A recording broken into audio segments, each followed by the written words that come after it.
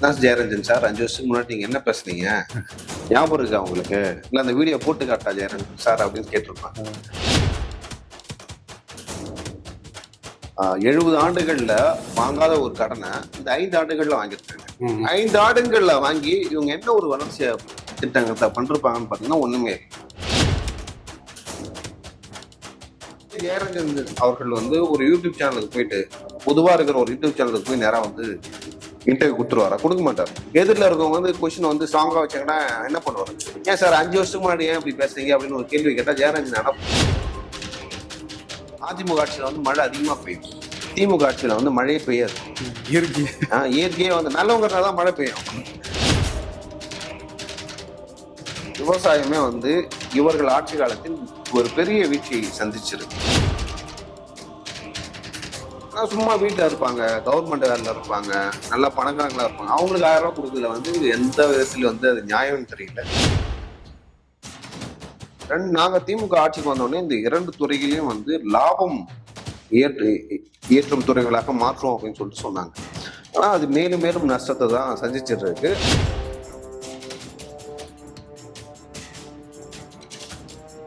நிம்மதி property management. Contact 7667008800. வணக்கம். நம்மோடு இன்று இணைந்திருப்பவர் ஊடகவியலாளர் லியோ அவர்கள். வணக்கம் சார். வணக்கம் சார், தமிழ்நாடு கடன் சுமையில இருக்கு அப்படின்னு மத்திய அரசு ஒரு அறிக்கையெல்லாம் விட்டுருந்தாங்க.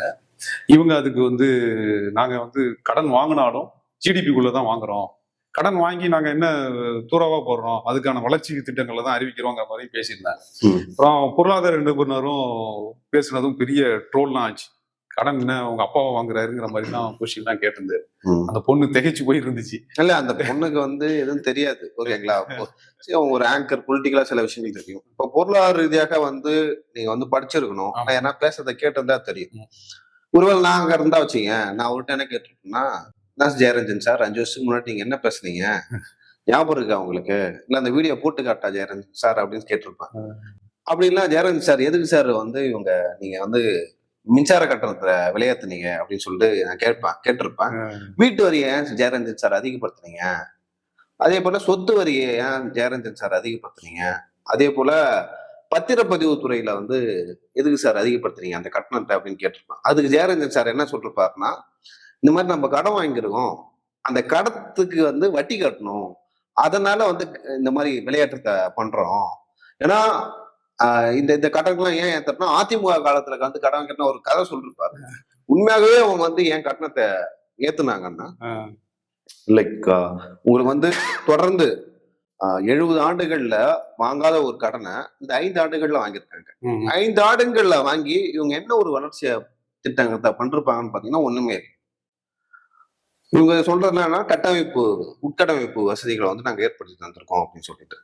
உங்களுக்கு தெரியும், பள்ளிக்கூடங்கள் வந்து அரசு பள்ளிக்கூடங்கள் எப்படி இருக்கு அப்படின்னு சொல்லிட்டு, அதே போல அரசு மருத்துவமனைகள் எப்படி இருக்கு அப்படின்னு சொல்லிட்டு நம்மளுக்கு தெரியும்.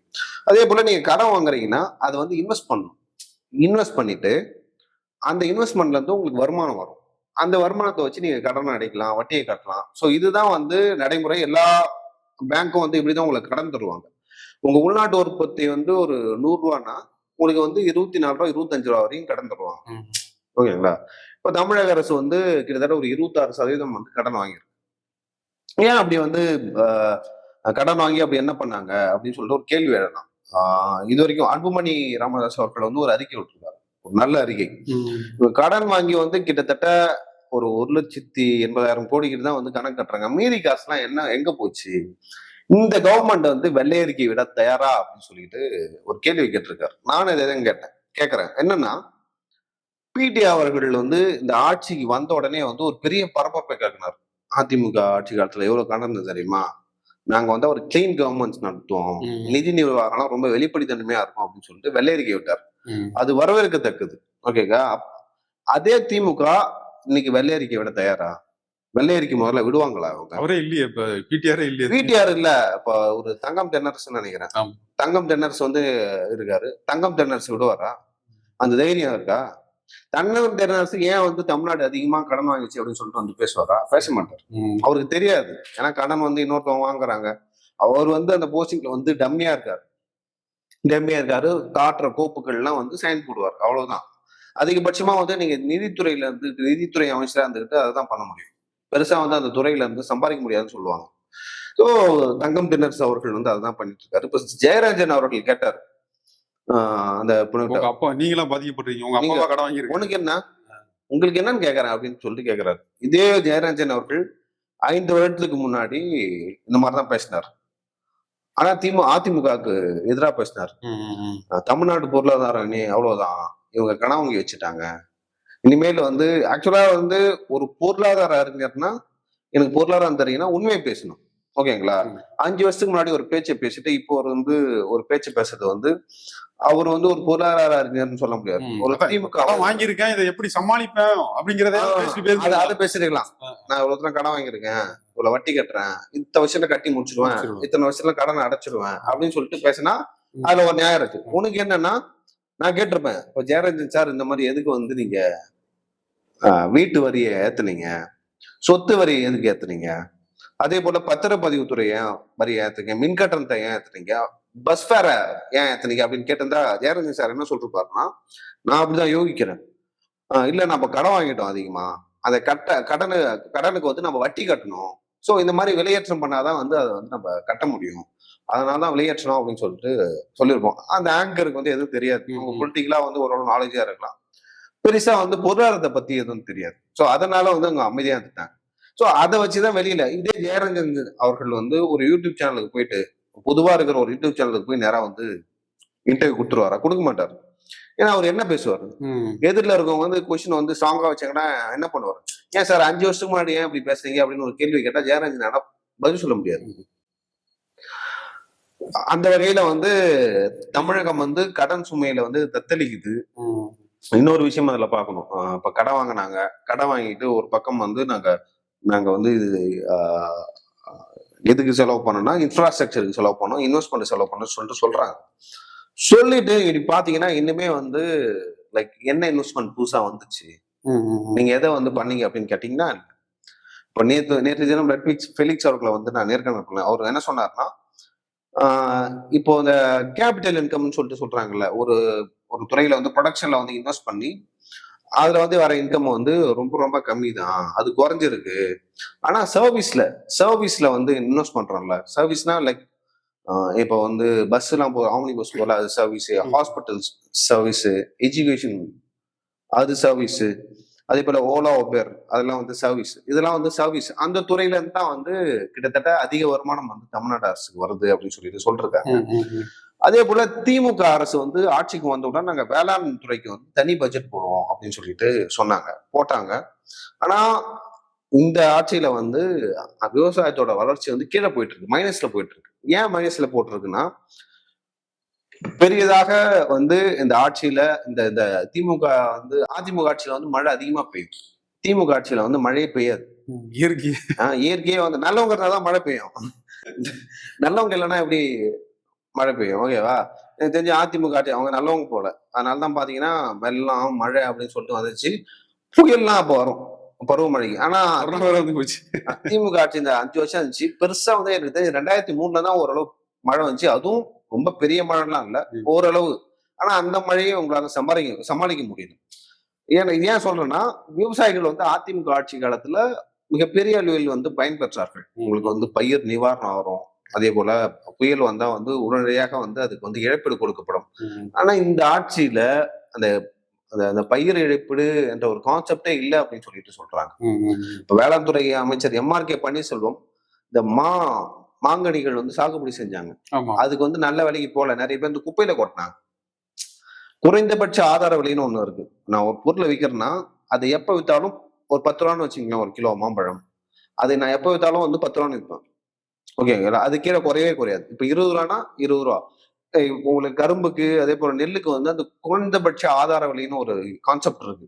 ஆனா மாம்பழத்துக்கு வந்து இல்லை அப்படின்னு சொல்லிட்டு சொல்றாங்க. இப்ப லாஸ்ட் சீசன் வந்து மாம்பழ சீசன் நீங்க பாத்தீங்கன்னா மாம்பழம்லாம் வந்து ரொம்ப சீப்பா இருக்கும்.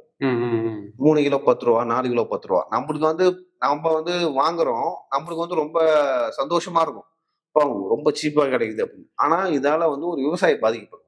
அதுல யார் பெரும்பாலும் வந்து பயனடைவார்கள்னா இடைத்தரகர்கள். ஸோ அப்போ விவசாயிகளை அந்த மாம்பழ சாகுபடி நடக்குது, இல்ல ஒரு பழ சாகுபடி நடக்குது, இல்ல காய்கறி சாகுபடி நடக்குது, இல்ல தக்காளி சாகுபடி நடக்குதுன்னா அதுக்கு வந்து குறைந்தபட்ச ஆதார விலைன்னு சொல்லிட்டு அரசு வந்து ஒன்று ஃபிக்ஸ் பண்ணும். ஆனா வந்து இங்க ஃபிக்ஸ் பண்றது இல்லை. ஸோ இடைத்தரகர்கள் வந்து லைக் அவங்க ஃபிக்ஸ், ஏன்னா உங்களுக்கு விளைச்சல் அதிகமாயிடுச்சுன்னா வச்சுங்களேன் டிமாண்ட் இருக்காது. உங்க டிமாண்ட் வந்து அதிகமானாதான் தக்காளியோட ஒரு பழத்தோட தேவை அதிகமா இருக்கும். இப்ப எனக்கு வந்து தக்காளி அதிகமா வந்துச்சு, ரொம்ப எக்ஸஸா வளர்ந்துருச்சுன்னு வச்சுங்களேன், ரேட்டு குறைஞ்சிரும். ரேட்டு குறைஞ்சிடும். அப்ப நான் அதை எப்படி கன்வெர்ட் பண்ணலாம்னா, சாஸ் தயாரிக்கிறாங்கல்ல அந்த கம்பெனி கூட ஒரு டைப் வச்சுப்பேன். ஓகேங்களா, எனக்கு தக்காளி இங்கே வைக்கலாலும் ஒரு இடைத்தரகர் வந்து வாங்கினாலும் அந்த சாஸ் தயாரிக்கணும், அவன்கிட்ட போய் பார்த்தா அவன் கெச்சப் அப்படி தயாரிச்சு அவன் வந்து அதை மதிப்பு கூட்டல் அப்படின்னு சொல்லிட்டு சொல்லுவாங்க. அவன் வந்து எடுத்துட்டு போனோம், எனக்கு வந்து லாபம் வரனாலும் நஷ்டம் ஆகாது. ஆனா இப்ப வந்து இப்ப ரீசெண்ட் டேஸ்ல பாத்தீங்கன்னா தக்காளி வந்து ரொம்ப ரொம்ப சீப்பா விற்குது. 4 கிலோ 100 ரூபா, 5 கிலோ 100 ரூபா இப்படி இருக்குது. இதெல்லாம் வந்து யாரு பாதிக்கப்படுவார்கள்னா பெரும்பாலும் வந்து விவசாயிகள் தான் பாதிக்கப்படுவாங்க. ஸோ இதனால வந்து என்ன ஆகுதுன்னா யாரும் வந்து பயிர் வைக்கவே வரமாட்டாங்க. எதெல்லாம் எதை நோக்கி போறாங்கன்னா கரும்பு, நெல். ஏன்னா கரும்பு வந்து ஒரு வருஷத்துக்கு ஒரு டைம் தான் கூலி தொழில், கூலி தொழில் அப்படின்னு போடுறாங்க. ஸோ அதனால விவசாயம் பெருமளவில் பாதிக்கப்படுது. இது ஒரு புறம். இவங்க இன்ஃப்ராஸ்ட்ரக்சருங்கிறது இந்த மாதிரி இப்போ நெல் கொள்முதல் பண்ணி அதை வைக்கிறது கூட இடம் இல்லாம இடையில கூட நனைஞ்சிட்டு இருந்துச்சு. ஸோ அந்த மாதிரியான ஸ்ட்ரக்சரை வந்து விவசாயத்துறை வந்து விவசாயிகள், விவசாயத்துறை, விவசாயமே வந்து இவர்கள் ஆட்சி காலத்தில் ஒரு பெரிய வீழ்ச்சியை சந்திச்சிருக்கு. ஆனா தமிழ்நாட்டோட ஒட்டுமொத்த உள்நாட்டு உற்பத்தியில் 42% வந்து விவசாயம் தான். 42% ஆல்மோஸ்ட் பாதிக்கு பாதி. ஆனா அந்த விவசாயத்துக்கு இவங்க என்ன பண்றாங்கன்னா ஒண்ணுமே பண்ணல. ஓகேங்களா, ஏன்னா அதுல வந்து உங்களுக்கு வந்து கமிஷன் வராது, அதுல வந்து டெண்டர் விட முடியாது. ஓகேங்களா, ஆனா நீங்க ஒரு கடனை வாங்குறீங்க. இப்ப மெட்ரோ ரயில் சாலை இருக்கு, இப்போ அந்த உயர்மட்ட சாலைன்னு சொல்லிட்டு உத்தண்டி டு ஈசிஆர்ல வந்து திருவான்மையூர்ல இருந்து உத்தண்டி வரைக்கும் ஒண்ணு போறதா சொன்னாங்க. அதுல வந்து நிறைய லைக் பணம் வரும் அப்படின்னு சொல்லிட்டு அதை வந்து டெண்டர் விட்டுருக்காங்க, அதுல காசு வாங்கியிருக்காங்க. இப்ப மெட்ரோ ரயில விட்டா அதுல வந்து நீங்க டெண்டர் விடலாம், அதுல காசு பார்க்கலாம். ஒரு சாலை போடுறாங்கன்னா அதுல வந்து நீங்க டெண்டர் விடலாம், காசு பார்க்கலாம். ஆனா விவசாயிகளுக்கு வந்து அதை பண்ண முடியாது. இப்ப விவசாய பொருட்களுக்கும் வந்து 0 டாக்ஸ், நீங்க எதுக்குமே டாக்ஸ் போட முடியாது. நீங்க வித்தீங்கன்னா எதுக்குமே டாக்ஸ் இல்லை. மின்சாரம் வந்து இலவச மின்சாரம். ஸோ இதெல்லாம் பார்க்கும்போது ஏற்கனவே நம்ம அவங்களுக்கு நிறைய செய்யறோம், அதெல்லாம் செய்யக்கூடாதுன்னு சொல்லிட்டு நினைக்கிறாங்க. ஏன்னா விவசாயிகள் வந்து எந்த அளவுக்கு பாதிக்கப்படுறாங்க அப்படின்னு சொல்லிட்டு நம்மளுக்கு தான் தெரியும். இப்ப ரீசெண்டா எடப்பாடி பழனிசாமி வந்து டெல்டா பகுதிக்கு போயிட்டு வந்தார், நீங்க பார்த்திருப்பீங்க. ஏன் அது போனார்னா அந்த மழையில வந்து அறுவடைக்கு தயாரான அந்த நெல்மணிகள்லாம் வந்து முளைஞ்சிருந்துச்சு. அதே போல கமிட்டின்னு சொல்லுவாங்க, இந்த நெல் சேகரிக்கும் இடங்களை கமிட்டிலாம் சென்டர்னு சொல்லுவாங்க. ஸோ அந்த இடங்கள்லாம் வந்து மழையால பாதிக்கப்பட்டது. அங்கேயே வந்து ஈரமா இருக்கு நெல்லுன்னு சொல்லிட்டு எடுக்கல. ஸோ அப்ப வந்து அவர் அங்க போய் பார்வையிடுறாரு. ஸோ இப்ப நீங்க என்ன பண்றீங்கன்னா லைக் ஒண்ணு வந்து விவசாயிகளுக்கு வந்து அந்த குறைந்தபட்ச விலை, அந்த லைக் நீங்க வந்து அந்த பயிர்கள் வந்து பாதிக்கப்பட்டிருக்கு அப்படின்னு சொல்லிட்டு காசு கொடுத்துருக்கணும். ஆனா இந்த அரசாங்கம் எதுக்குமே வந்து எப்படி சொல்ல செவியே சாக்கல, விவசாயிகளை வந்து ஒரு பொருட்டாவே எடுக்கு, அலட்சியமா இருக்கு. அலட்சியமா. சரி, உங்களுக்கு தெரியும், நீங்க வந்து கிராமத்துல இருந்து வந்திருப்பீங்களா எனக்கு தெரியல. ஒரு நெல் நடன்னா வந்து ஒரு பெரிய ப்ராசஸ். மழை வருமா வரலையா வராதான்னு தெரியாது. ஆனா நீங்க உழவு ஓட்டி நாத்து விட்டுறணும். நாத்து விட்டுட்டு அது ஒரு 30-35 நாள் வரைக்கும் வெயிட் பண்ணணும். வெயிட் பண்ணிட்டு அதுக்கப்புறம் மழை ஒரு வேளை வந்துருச்சுன்னா வச்சுங்களேன், நாத்து நடணும். உழவு ஓடுறதுக்கு கூலி, உரத்துக்கு கூலி, நடுவு நடுறதுக்கு கூலி, களை பறிக்கிறதுக்கு கூலி, அரிக்கிறதுக்கு கூலி அப்படின்னு சொல்லிட்டு அவங்க ஸ்பெண்ட் பண்றாங்க. இப்போ 1 லட்ச ரூபா நெல் அரைக்க போறாங்கன்னா அதுல வந்து 50,000 இருந்து ஒரு 60,000 கிட்ட வந்து இப்படி கூலியாவே போயிடும்.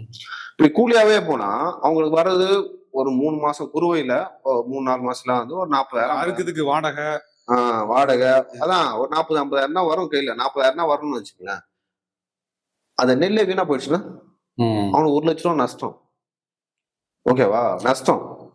ஸோ இந்த மாதிரியான பிரச்சனைகளை வந்து எதிர்கொள்றாங்க. இதனால விவசாயம் வந்து பெரும் அளவில் வந்து பாதிக்கப்படுது. ஸோ அதையும் வந்து இவங்க கருத்தில் கொள்ளல. ஸோ நம்ம பொறுத்திருந்து பார்க்கலாம். இவங்க வந்து இப்போ கடன் வாங்கியிருக்காங்கன்னு நம்ம சொல்றோம், கடன் இவ்வளவு பெருசா இருக்கு, இவ்வளவு வாங்கியிருக்கோம்னு சொல்றோம். ஆனா இடையில கூட முதலமைச்சர் சொல்லும் போது நாங்க 16% ஜிடிபியில இந்தியாவிலே முதலிடத்துல இருக்கும், தமிழ்நாடு வளர்ச்சி அடைஞ்சிருக்குன்னு பொருளாதார நீங்க வந்து பொருளாதார வளர்ச்சி ஆடுறீங்க. அந்த வளர்ச்சி எங்க இருந்து வந்தது அப்படின்னு பாக்கணும். வளர்ச்சி வந்து நீங்க இன்வெஸ்ட் பண்ணீங்கல்ல, ஒரு இடத்துல போய் கூட்டீங்களா முதலீடு, அதுல இருந்து வரல, சர்வீஸ் செக்டார்ல இருந்து வந்திருக்கு. இன்னைக்கு செக்டாரே வந்து எப்படி பிரிக்கலாம்னா, ஒன்று சர்வீஸ், ஒன்று ப்ரொடக்ஷன், இன்னொன்று வந்து இது இது அக்ரி அப்படின்னு சொல்லிட்டு தனித்தனியா அவன் பிரிக்கணும். அப்புறம் ஐடின்னு தனியா இருக்கு, ஐடி செக்டர் இருக்குல்ல, அங்க அங்க இது ஒரு 4-5 செக்டர்னு வச்சுங்க. இதுல இருந்து வர்றதுதான் உங்களுக்கு வருமானம். இப்ப அரசு வந்து இப்ப சிட்கோ, இப்ப சிப்காட் இந்த மாதிரியான விஷயம் ஏரியாக்கள்லாம் இருக்குல்ல, அங்க வந்து ஒரு புதுசா ஒரு கம்பெனியை கொண்டு வருவாங்க, புதுசா ஒரு தொழில் தொடங்குவாங்க. அப்படி தொடங்கும்போது அதுல நிறைய பேர் வேலைக்கு சேருவாங்க, அந்த கவர்மெண்ட்டுக்கு டாக்ஸ் வரும், இந்த மாதிரியான விஷயங்கள்லாம் இருக்கு. அதன் மூலம் வந்து வருமானம் வரும். ஆனா இந்த கவர்மெண்ட்ல இந்த 5 வருடங்கள்ல பாத்தீங்கன்னா மிகப்பெரிய அளவில் வருமானம் எங்க இருந்து வருதுன்னா சர்வீஸ்ல இருந்து வரும். சர்வீஸ்னா என்னன்னா, எஜுகேஷன் வந்து சர்வீஸ்ல வரும், ஹாஸ்பிட்டல் வந்து சர்வீஸ்ல வரும், இந்த ஓலா ஊப்பர்லாம் வந்து சர்வீஸ்ல வரும். ஸோ அதுல வந்து விற்பனை ஆகி அதுல வர வருமானத்துல வந்து இவங்க டாக்ஸா வந்து நம்மளுக்கு வரணும்னு வச்சுங்களேன். அந்த டாக்ஸ் தான் வந்து ரொம்ப அதிகரிச்சுது. அந்த அதில் தான் வந்து வளர்ச்சிகள் இருக்கு தமிழ்நாடு. ஆனா இவங்க அந்த சிப்காட்டு, டான்ஜெட்கோ இந்த மாதிரியான நிறுவனங்கள், அரசு நிறுவனங்கள் இருக்கு, அதுல போய் இன்வெஸ்ட் பண்ணிருப்பாங்க கவர்மெண்ட். அதுல இருந்து வருமானமே வரல. ஏன் வரலன்னா, அதன் கீழ் தான் வந்து மின்சாரத்துறை வரும், அதே போல நெடுஞ்சாலைத்துறை வரும். ஸோ இந்த மாதிரியான விஷயங்கள் வரும். அப்ப வரும்போது நீங்க வந்து மின்சாரம் ஏற்கனவே வந்து ஃப்ரீயா கொடுத்துட்டு இருக்கீங்க, 100 யூனிட். ஓகேவா? சிட்டில வந்து 100 யூனிட் வந்து ரொம்ப கம்மி, கிராமப்புறங்கள் தான் கிடைக்குது. அப்போ வந்து நீங்க வந்து மின்சாரத்தை கொடுத்துட்டு பணம் வாங்குறீங்க. ஓகேங்களா? அது லைக் நீங்க மின்சார உற்பத்தி பண்றதுக்கு ஒரு காஸ்ட் ஆகும். ஓகேங்களா? அந்த காஸ்ட் நான் எப்படி வரும்னு சொல்றேன். தமிழ்நாட்டுல வந்து மின்சாரம் எப்படி தயாரிக்கப்படுதுன்னா 2-3 வழிகள்ல தயாரிக்கப்படுறது. ஒண்ணு வந்து இங்க கல்பாக்கம், அதே போல கூடங்குளம், இங்க அணுமின் நிலையம், இங்க நெய்வேலி நிலக்கரி சுரங்கம் அங்க இருக்கு. அதே போல 2-3 இடங்கள்ல இருக்கு. எனக்கு தாராபுரம் இன்னொரு இடம் நினைக்கிறேன், சரியா தெரியல. 2-3 இடங்கள்ல இருக்கு. இன்னொரு இடம் எங்கன்னா காற்றாலை, இந்த அரல்வாய் மொழி அந்த சைட்ல வந்து காற்றாலை மூலமா மின்சாரம் எடுக்கப்படுது. ஸோ இந்த காற்றாலை, அதே போல அணுமின் நிலையம், அதுக்குள்ள வந்து நீங்க பெருசா வந்து லாபம் பார்க்க முடியாது. ஸோ இதனால கவர்மெண்ட் என்ன பண்ணணும்னா, அனல் மின் நிலையங்கள்னு இருக்கு. அனல் மூலமா வந்து மின்சாரத்தை வந்து எப்படி தயாரிக்கிறது அப்படின்னு சொல்லிட்டு பாத்தீங்கன்னா, அதுக்கு வந்து உங்களுக்கு நிலக்கரி தேவை. அந்த நிலக்கரியை வந்து கொள்முதல் பண்ணுவாங்க. எங்க இருந்து பண்ணுவாங்கன்னா, வெளிநாடுகள்ல இருந்து பண்ணுவாங்க. இப்ப வந்து அங்க வந்து ஏதோ 2-3 நிறுவனங்கள் இருக்குன்னு வச்சுங்க. ஏன்னா தமிழ்நாட்டுக்கு முழுவதும் அவன் மின்சாரம் கொடுக்கணும், மிகப்பெரிய தொகையை வந்து அங்க பே பண்ணும். ஒரு ஒரு ஒரு 10,000 கோடின்னு வச்சுங்களேன், ஒரு டெண்டர் நான் விட்டுறேன். 10,000 கோடினா 20-30% வந்து கமிஷன் வந்துடும். நான் ஒரு எடுத்துக்காட்டுக்கு சொல்றேன். அப்போ நான் என்ன பண்ணுவேன், இந்த மாதிரி வந்து நான் உனக்கு டெண்டர் கொடுக்குறேன், எனக்கு என்ன பண்ண, நான் சொல்ற கம்பெனிக்கு வந்து நான் இந்த பர்சன்டேஜை வந்து அந்த கம்பெனிக்கு வந்து நீ கிரெடிட் பண்ற அப்படின்னு சொல்றேன். ஒரு யூனிட் தயாரிக்கிறதுக்கு வந்து 15 ரூபா ஆகும்னு வச்சுங்க. அங்கிருந்து வந்து நிலக்கரியை வாங்குறது, கப்பல்ல ஏற்றிட்டு வருது, கப்பலுக்கு டீசல் எல்லாம் சேர்த்து எல்லாம் சொல்றாங்களா, ஒரு 15-20 ரூபான்னு வச்சுங்களேன். ஆனா நம்ம கிட்ட வந்து ஒரு யூனிட் வந்து 7 ரூபா, 5 ரூபா, 6 ரூபா, 100 யூனிட் ஃப்ரீ. விவசாயிகளுக்கு வந்து மின்சாரம் ஃப்ரீ. விவசாயிகளுக்கு வந்து மின்சாரம் ஃப்ரீயா இருக்கணும். ஏன்னா விவசாயிகளுக்கு எதுவுமே பண்ணல, விவசாயிகள் தான் வந்து நம்மளுக்கு ப்ரொடியூஸ் பண்றாங்க ப்ராடக்ட். அப்படி இருக்கும்போது நாம வந்து 15 ரூபாய்க்கு உற்பத்தி செஞ்சுட்டு 7 ரூபாய்க்கு வித்தா பாதிக்கு பாதி வந்து நஷ்டம். இந்த நஷ்டத்தை எப்படி சரியா இது டேலி பண்றாங்கன்னா, கடன் வாங்குறாங்க. கடன் வாங்கி அந்த பணத்தை என்ன பண்றாங்கன்னா, கடன் அந்த 7 ரூபா லாஸ் ஆகுதுல்ல, அதுல போய் போடுறது.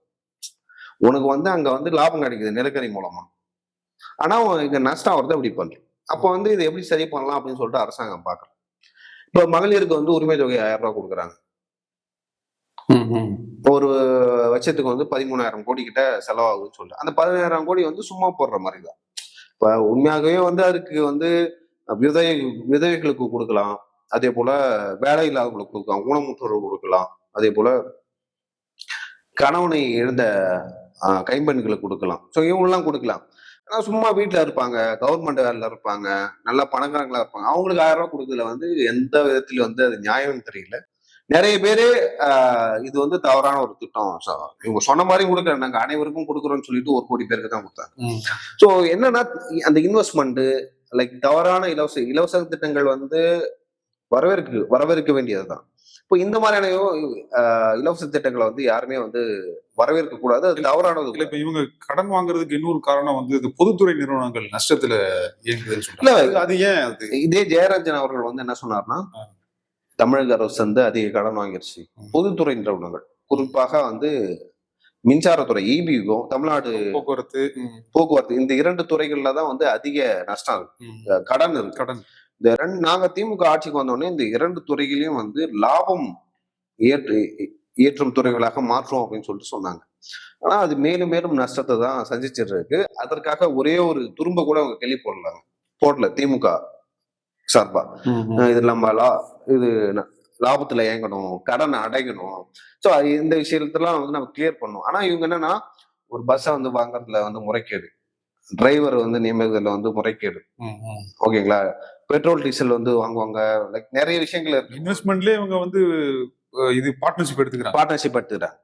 ஸோ அந்த இன்வெஸ்ட்மெண்ட்லயே வந்து பணத்தை வந்து செலவு பண்ணிடுறாங்க. அதுதான் கடனா மாறும். திமுக வந்து ஒரு காலம் வந்து தமிழ்நாட்டை கடனை வந்து அடைக்காது, அதுக்கான வாய்ப்புகளும்.